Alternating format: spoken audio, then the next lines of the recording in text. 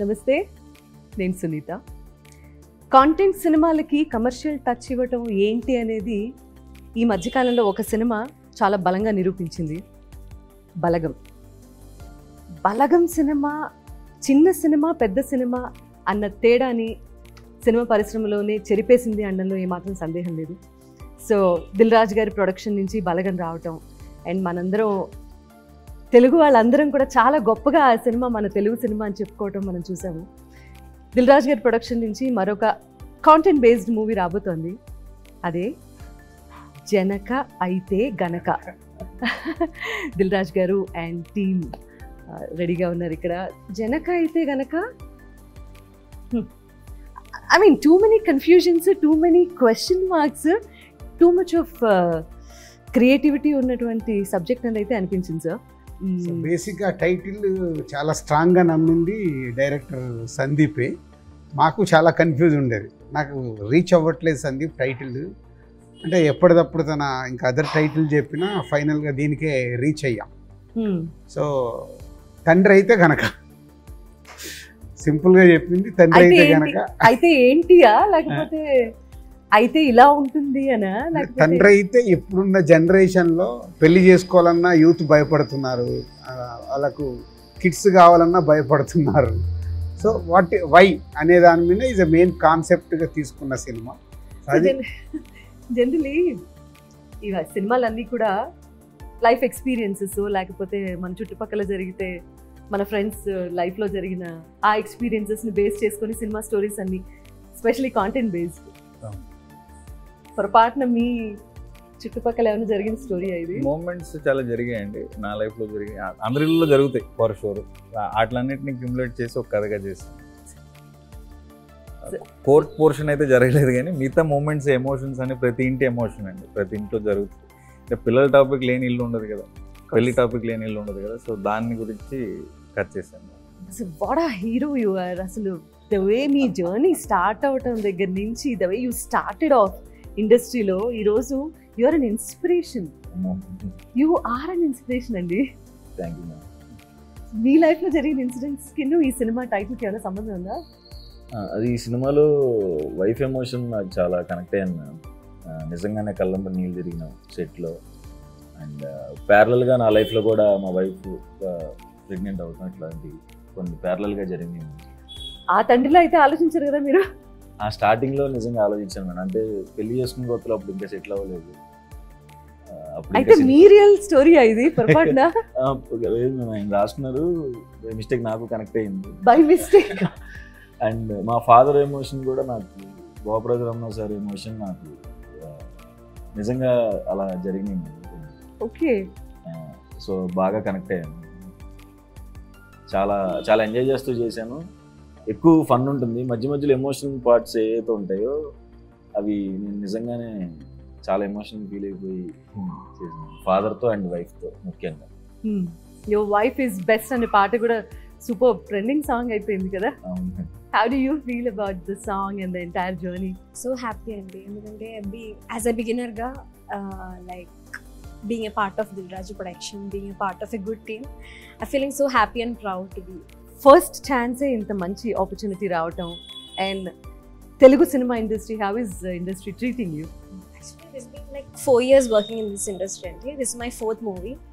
So feeling so happy and they like whatever the character which I have done before, this will be something very best.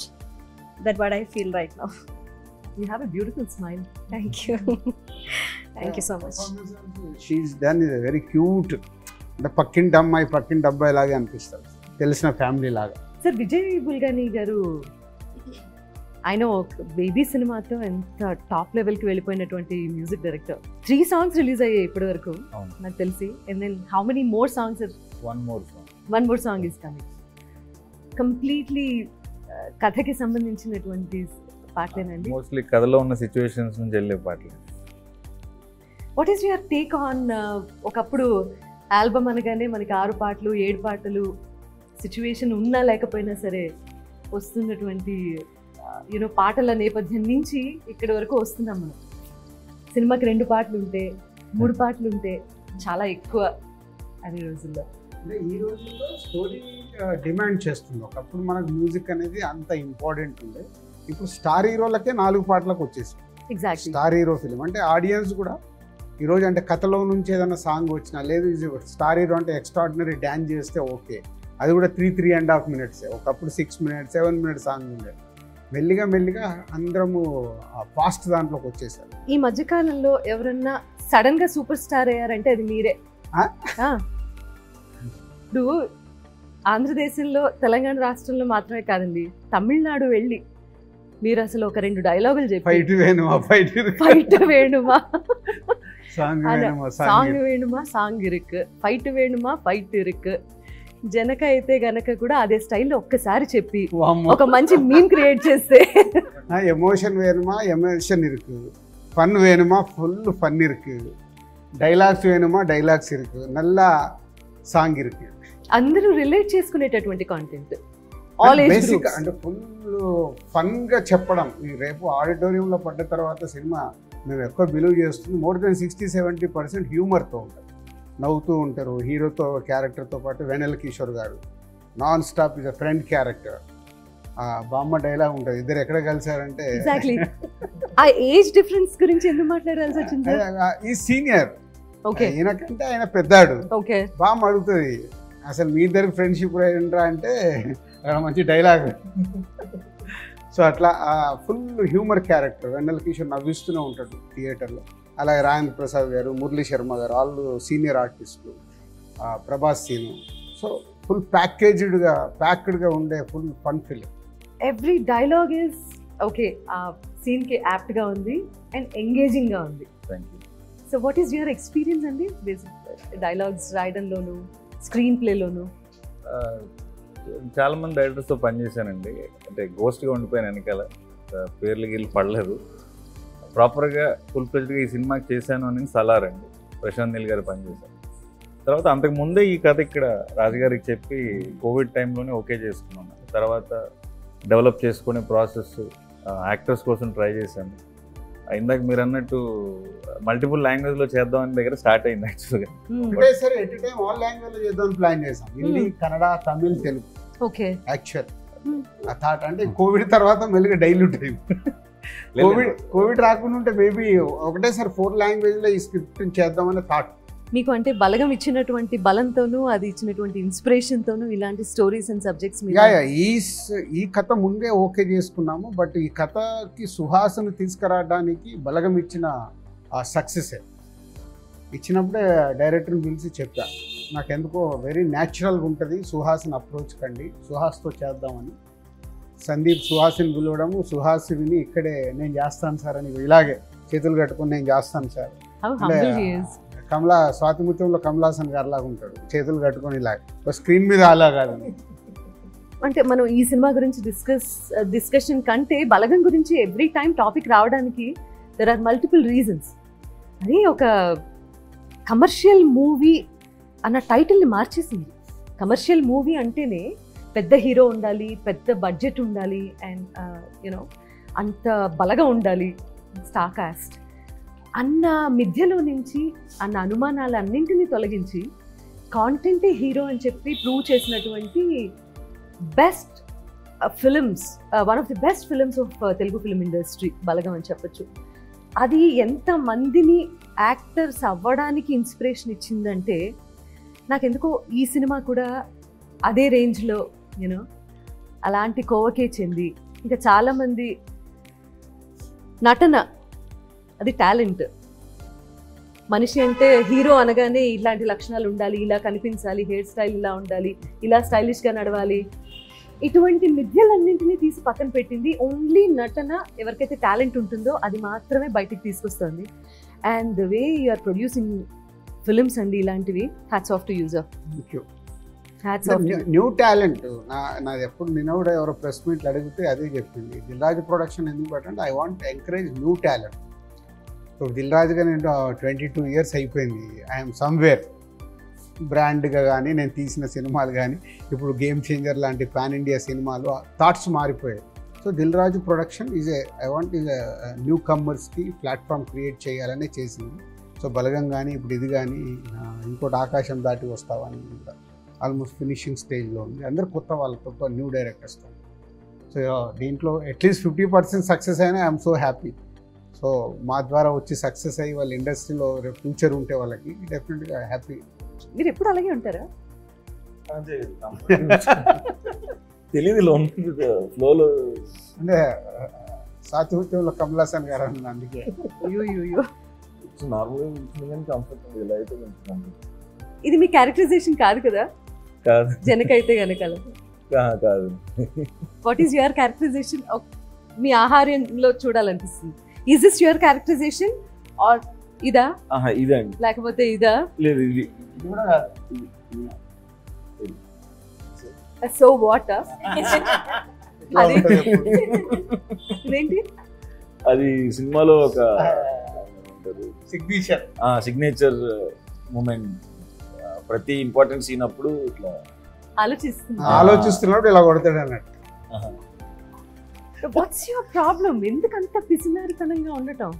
పిసినారితనంగా కాదు madam, అంటే ఇప్పుడున్న ఖర్చులకి జనరల్గా ఇప్పుడున్న అందరూ అదే ఆలోచిస్తున్నాం. అంటే ఇప్పుడు ప్లాన్ చేయొచ్చా, ప్లాన్ చేస్తే ఎలా ఉంటుంది, ఎల్కేజీకే సేవింగ్స్ అన్నీ అయిపోతున్నాయి కదా, మనం పోషించగలమా లేదా అన్న దాని మీదే. అండ్ ఇంకొకటి ఇప్పుడు జరుగుతున్న కొన్ని ఇన్సిడెంట్స్ గురించి కూడా ఫన్ వేలో చెప్పాను. నవ్వుతూనే చూస్తారు, నవ్వుతూనే బయటికి వెళ్తారు, బట్ మధ్యలో మాత్రం కంటతడి వస్తుంది. ఆబ్వియస్లీ యాక్చువల్గా పిసినారిగా ఉండకూడదు అనుకోవడం ప్రాబ్లం అండి. పిసినారిగా ఉండకూడదు అనుకోవడం వల్ల వచ్చిన ఇష్యూ ఇది. ఎందుకంటే మనం క్యాల్కులేట్ చేసుకునే బతుకుతాం కదా. సో అలా పిసినారిగా నేను ఉండకూడదు, బెస్ట్ ఇవ్వాలి, నేను ఫాదర్ అయితే పిల్లలకి బెస్ట్ ఇవ్వాలి అనుకున్నారు కాబట్టి ఈ కథ పుట్టిందండి. బెస్ట్ సీన్ మీరు ఎంజాయ్ చేసిన వాటిలో?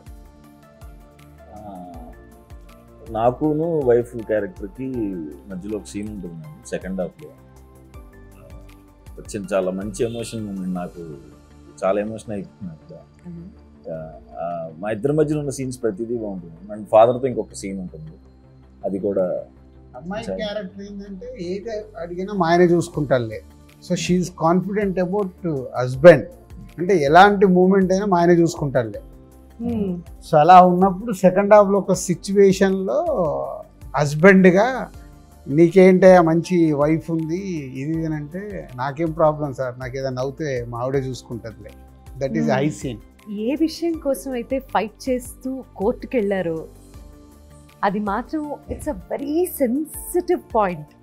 ఎంత జాగ్రత్తగానూ హ్యాండిల్ చేయాల్సినటువంటి పాయింట్. ఇప్పుడు క్యూరియాసిటీ ఎక్కడ బిల్డ్ అవుతుంది అంటే, ఎందుకు కేసు వేసాడు ఈయన నెంబర్ 1 పాయింట్.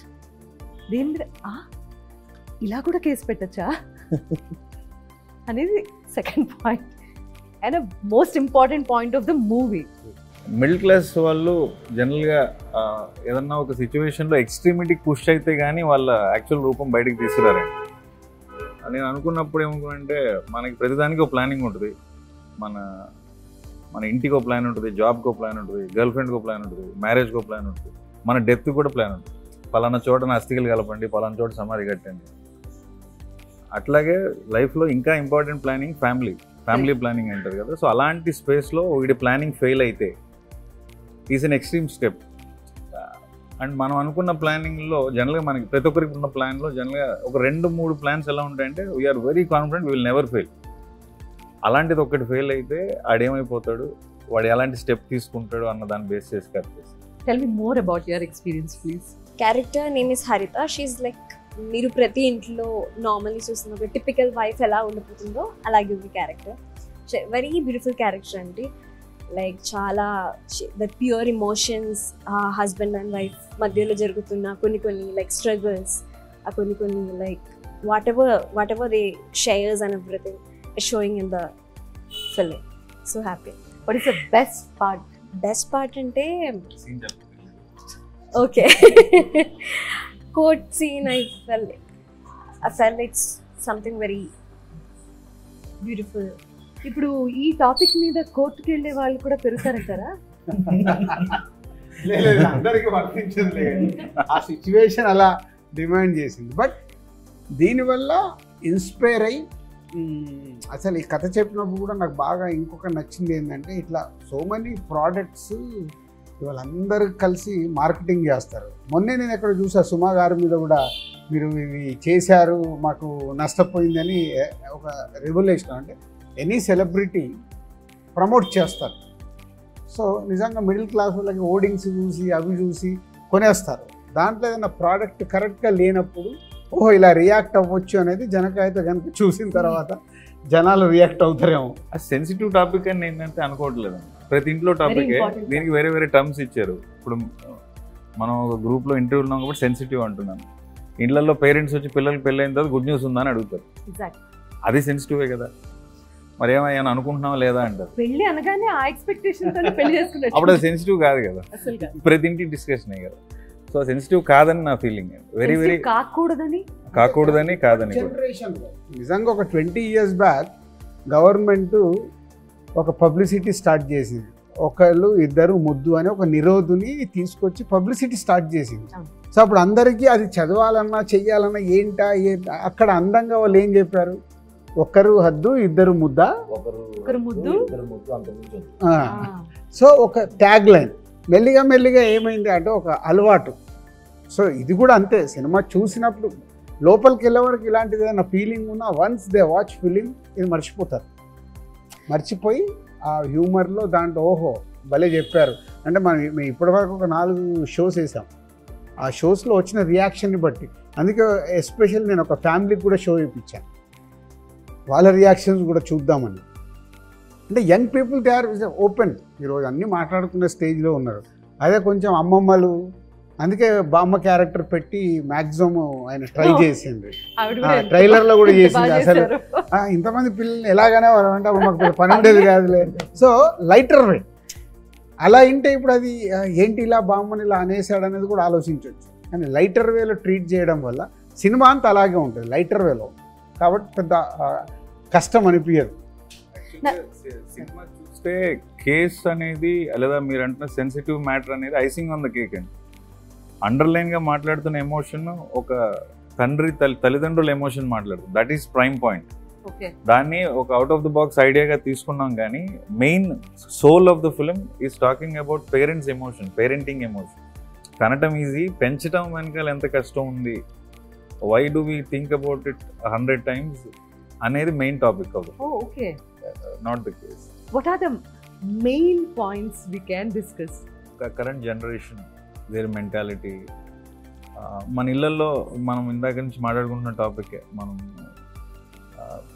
పెళ్ళి చేసుకొని ఇల్లు ఉండదు, పెళ్ళి చేసుకోవాలనుకున్న వాళ్ళు, అనుకోని వాళ్ళు కానీ, లవ్ చేయకూడదు అనుకున్న వాళ్ళు కానీ ఎవరు ఉండరు కదా జనరల్గా, అబ్బాయిలైనా అమ్మాయిలైనా. ఏమోనండి, మారిపోతాం కదా. Whatever be the however liberated we think we're, end of the day you need a companion in whatever way you want.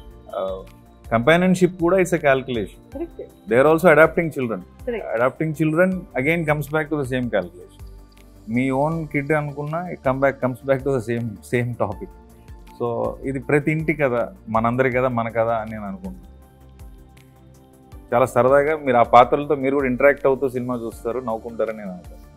నేను ఒక మూవీ చూసిన దాంట్లో ఒక 93 years old లేడీ, ఇది 93 అంట, అలా మాట్లాడాను, చూసి త్రోట్ ఫిలిం ఎంజాయ్ చేసి ఎంత బాగా రియాక్ట్ అయిందో. అంటే ఎన్ని జనరేషన్లు చూసుంటుంది 93 years అంటే. సో రియాక్ట్ ఎంత బాగా నవ్వించారు మమ్మల్ని, మాకు ఎక్కడ ఏమనిపించకుండా ఎంత బాగా. ఇప్పుడు యూత్ అందరూ ఏదైతే ఎక్కువ పర్సంటేజ్ ఆ పిల్లలొద్దు అనుకునే వాళ్ళు చూస్తే ఎంత కనెక్ట్ అవుతారు. So money. అలాగే మళ్ళీ ఒక సాఫ్ట్వేర్ వాళ్ళకి యూత్ బ్యాచ్కి ఒక షో చేశాం, వాళ్ళు అయితే చాలా కనెక్ట్ అయ్యారు. They are is enjoyed lot. ఇట్లా ఫ్యామిలీ క్రౌడ్, యూత్ అందరు మిక్స్డ్గా చేసి షోస్ వేశారు. కుటుంబ నేపథ్యంతో యూత్ని అట్రాక్ట్ చేయటం అనేది చాలా పెద్ద విషయం. అది చాలా రేర్గా జరుగుతుంది. అంటే కథలో బలం ఉండి ఇలా హ్యూమరస్గా చెప్తే తప్పించి యూత్ కూడా అట్రాక్ట్ అయ్యి సినిమా థియేటర్కి రావటం అనేది జరిగే పని కాదు. సో ఈ రెండు బ్యాలెన్స్డ్గా క్యాలిక్యులేటెడ్గా బాగా చేశారు అనుకోవచ్చు. క్యాల్కులేషన్ ఏం లేదండి, బట్ నేను కూడా మిడిల్ క్లాస్ ఫ్యామిలీ నుంచి వచ్చిన వాడిని. మా నాన్న రైల్వే ఎంప్లాయీ, నేను గవర్నమెంట్ స్కూల్లోనే చదువుకున్నాను. సో మా ఎమోషన్స్ అన్నీ కూడా చాలా రూటెడ్ ఎమోషన్సే ఉంటాయి. సో నేను ఏదైనా ఎమోషన్ ఫీల్ అవ్వానంటే ఒక సగటు మనిషి అలాగే ఫీల్ అవుతుంటే నేను గట్టిగా నమ్ముతానండి. అలాగే రాజుగారు కూడా కనెక్ట్. రాజుగారు బ్యాక్గ్రౌండ్ తీసుకుంటే ఆయన స్టార్టింగ్ డేస్లో పడిన స్ట్రగుల్ ఎలిమెంట్స్ కానీ ఆయన కూడా చాలా విషయాలు కనెక్ట్ అయ్యి మనకి చెప్పారు. ఇప్పుడు నాయనమ్మ క్యారెక్టర్ గురించి ఎందుకు అలా మాట్లాడుతున్నారంటే సినిమా చూసి ఇంకా ఎక్కువ లవ్ చేస్తారు.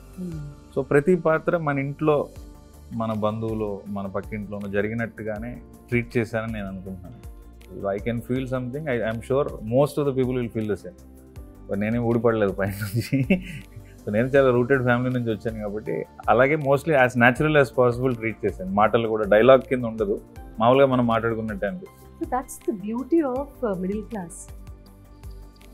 క్లాస్ ఫ్యామిలీ బ్యాక్గ్రౌండ్ అనగానే అసలు జీవితం అంటే ఏంటో బాగా తెలుస్తుంది. అందులో నుంచే కష్టాలని కూడా హ్యూమర్గా మనం మాట్లాడుకుంటాం ఇంట్లో. జనరల్లీ ఒక కష్టం ఏదైనా వచ్చినప్పుడు అది సాల్వ్ చేయలేనప్పుడు middle class family, I'm from middle class of course, so ఆ బ్యాక్గ్రౌండ్ ఉన్నవాళ్ళు మాత్రమే ప్రతిదీ హ్యూమరస్ వేలో తీసుకొని దాన్ని సాల్వ్ చేసుకునే శక్తి కూడా తెచ్చుకుంటారు ఈక్వల్గా. సో ప్రాబబ్లీ సినిమా I can see the success already అండి. హార్టీ కంగ్రాచులేషన్స్ ముందుగానే. Thank you. This film is a good film. So definitely ఫ్యామిలీతో కూడా అందరు చూసి ఎంజాయ్ చేసే ఫిలిం. దే విల్ ఎంజాయ్ సినిమా చూసేటప్పుడు. 60-70% నవ్వుతూనే ఉంటారు త్రూఅవుట్ సినిమా. ఈజ్ 2 hours 15, 2 hours 20 minutes డ్యూరేషన్లో. So they will laugh.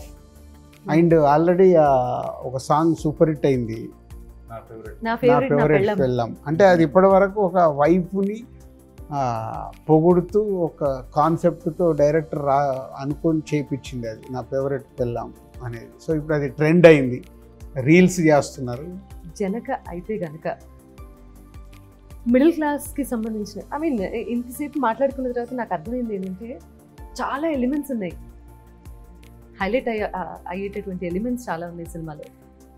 ఒక మిడిల్ క్లాస్ కథాంశంతో ఒక మిడిల్ క్లాస్ కుర్రాడి జీవితానికి సంబంధించి ఎనీ ఎక్స్టెంట్కి వెళ్ళిపోగలడు అని చెప్పేటటువంటి cinema.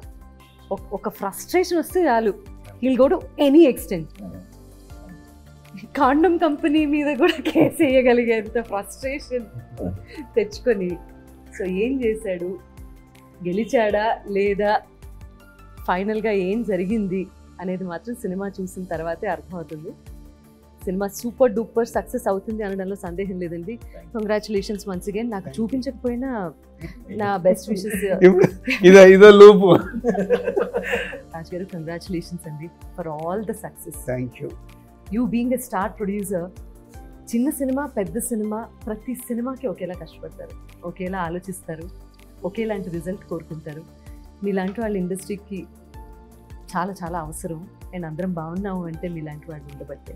After 28 years we are doing like this. పెళ్లి పందిరి సినిమాకి అప్పుడు ఐఎమ్ డిస్ట్రిబ్యూటర్. ఆ తర్వాత మళ్ళీ ఇంకోటి చేసాం మణిరత్నం గారిది, అమృత ఓకే బంగారం. ఓకే బంగారం చేసాం. రెహమాన్ గారు మణిరత్నం గారు వచ్చినప్పుడు రెహమాన్ గారు ఆ ఇంటర్వ్యూ తర్వాత నా చేత పాడించారు. Credit goes to him. Okay Bangaram తర్వాత థర్డ్. యాక్చువల్లీ ఆయన ట్రావెల్ స్టార్ట్ అయిన సినిమా ఏదైతే ఉందో దిల్, రాజు గారు దిల్ సినిమా తర్వాతే కదా I dub for that heroine. So అప్పటి నుంచి I know him very well. ఎంత కష్టపడి ఎలా పైకి వచ్చారో తెలుసు, అండ్ ఎంత ప్యాషనేట్ ప్రొడ్యూసరో తెలుసు. అలాంటి ప్యాషనేట్ డైరెక్టర్ ఇంకొక టెక్నీషియన్ని మనం ఇండస్ట్రీలో చూస్తున్నాం. అలాంటి passionate heroine. Thank you so much for your time అండి. Thanks for giving me this opportunity. దేనికో మీ టైం తీసుకుని ఇంటర్వ్యూ చేయడం. నేను గులాబీ సాంగ్స్ నాన్ స్టాప్. నిన్న నా ఫ్రెండ్ యానివర్సరీ ఉంటూ నిన్న కూడా ఆ పాట పెట్టుకుని పాడారు, కేక్ కట్ చేసుకుని. నెవర్ ఎండింగ్ అండి, it will stay for long, timeless. Gulabi is a magical song. Thank you for those songs. ఆ సాంగ్ ఈ వేళలో నీవు అబ్బబ్బ కొన్ని అంతే. ఇంకా మా కాలేజ్ అమ్మాయిలందరూ ఇలా పాడటానికి ట్రై చేసేవాళ్ళు మేడం, పాపం ఏది కాదు. వాళ్ళలో ఎవరో ఒకళ్ళు వాళ్ళ పాటతో మిమ్మల్ని ఇంట్రెస్ట్ చేయలేదా? మా వైఫ్ చేసింది, డిగ్రీ క్లాస్మేట్. వండర్ఫుల్. మీరంటే చాలా ఇష్టం మేడం, మీ వాయిస్ అంటే చాలా ఇష్టం. ఇప్పుడు మనం ఫ్యామిలీ కదా, వీఆర్ ఫ్యామిలీ. మీరు మేము ఒక కుటుంబానికి చెందిన, మాకెందుకు వెళ్ళే షో వీళ్ళకి వేసాము వాళ్ళకి వేసాము. ప్రాబ్లం ఏంటంటే ఇక్కడ రామ్ ఆల్రెడీ చూసేసాడు. నేను ఎందుకు చూడలేదు? స్వామి అర్జెంట్గా రేపు షో పెట్టండి స్వామి. మీరు కూడా ఒక రీల్ చేయించేది మాకు No. అలా. బలగం అప్పుడు రామ్తో పాటు సునీత గారు కూడా వచ్చి యావిడ్లో సినిమా చూసి దే గివెన్ ఫీడ్బ్యాక్. కాలర్ ఎగరేసుకొని ఆ రోజు చెప్పాము. ఫ్రెష్ వాళ్ళకి ఏం తెలియకుండా చూసారు. నేను ఆ బ్లాక్ కొంచెం తగ్గినట్టుంది, అది కూడా టైట్ చేద్దామని మీరు చెప్పిన తర్వాత సెకండ్ హాఫ్ ఇంకొంచెం టైట్ చేశాను. Yeah. సునీత అంటే ఆ రోజు వేణు కన్విన్స్ అవ్వడానికి ఓన్లీ యూ. అమ్మో. అంటే ఒక ఫ్రెష్ ఆడియన్స్ గా చూసినప్పుడు, అండ్ అది తెలంగాణ సినిమా అనే ఒక దాంట్లో ఉంటే షీస్ ఫ్రమ్ ఆంధ్ర. అసలు తెలంగాణ ఆంధ్ర కాదు, ప్రతి Everyone's- ఫ్యామిలీ తెలుగు వాళ్ళ ఎమోషన్ అని she's connected. Thank you sir so much. నాకే అవార్డు వచ్చిన ఫీలింగ్ వచ్చింది నాకు. నిజం, ఇలాంటి టైంలో మాట్లాడుకోగలుగుతాం, అప్పుడు అవకాశం లేదు. I wish us all the best Thank you. because I also feel I'm part of this. Sure. Thank you. So thank you so much for your wonderful time. Wish you all the best. Thank you, అండి. Thank you. Janaka Aithe Ganaka 12th October చక్కగా లక్షణంగా పండగ పూట release అవబోతోంది. అత్యద్భుతమైన cinema కాబోతోంది. కుటుంబ సమేతంగా చూస్తూ బోలెడన్ని నవ్వులు పూయించేటటువంటి సినిమా కాబట్టి కుటుంబ సమేతంగా మీరు అందరూ థియేటర్స్కి వెళ్ళి సినిమా చూసి మీ రివ్యూస్ తెలియజేయాల్సిందిగా కోరుతున్నాను. I'll meet you in the theatres. Thank you very much. మీ అందరికీ మరోసారి దసరా శుభాకాంక్షలు మా జనక అయితే కనుక టీం నుంచి. Thank you.